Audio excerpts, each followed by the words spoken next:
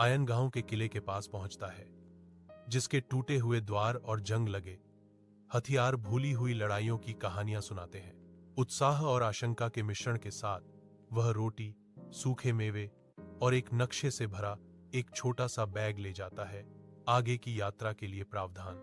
हालांकि माहौल शांत है, अयान का दिल उत्सुकता और डर की एक झलक के साथ दौड़ता है, क्योंकि वह अज्ञात की ओर कदम बढ़ाता है। अयान घने जंगल में कदम रखता है, जहां पेड़ों के बीच डरावनी परछाइयां खेलती हैं। एक रहस्यमय सरसराहट हवा में भर जाती है, जो जंगल के भीतर छिपे रहस्यों का संकेत देती है। नदी के किनारे उसे एक पत्थर पर खुदा हुआ संदेश मिलता है, जो सत्य की तलाश करता है। उसे अपनी छाया पार करनी चाहिए। एक स्वप्नलोक में, जो अलौकिक प्रकाश से घिरा है, अयान एक तलवार पकड़ता है, जिसकी खरोंची हुई सतह बीते युद्धों की कहानियां फुसफुसाती हैं। एक अनदेखी उपस्थिति सपने के माध्यम से गूंजती है। तलवार किसके लिए है? अयान का जवाब, दूसरों के लिए। हवा में लटका हुआ है, अनकहे दायित्वों के भार से भरा हुआ। अयान जंगल के आलिंगन में कदम रखता है, जहां प्रकाश घने चंदवा में प्रवेश करने के लिए संघर्ष करता है।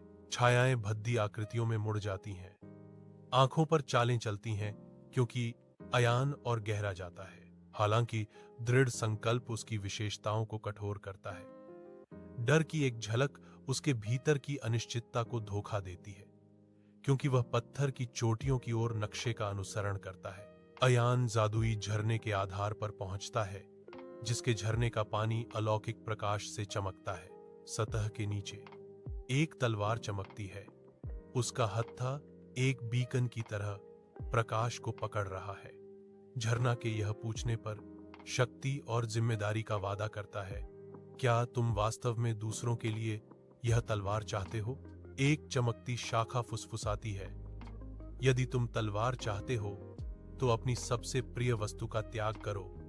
अयान अपनी तस्वीर और नक्शे को झरने में बलिदान कर देता है।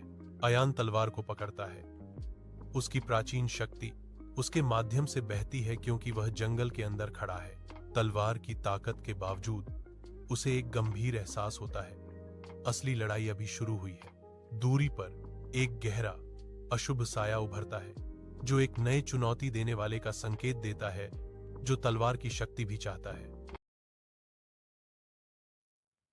अयान झरने के पास दृढ़ता से खड़ा है, उसके हाथ में चमकती हुई तलवार।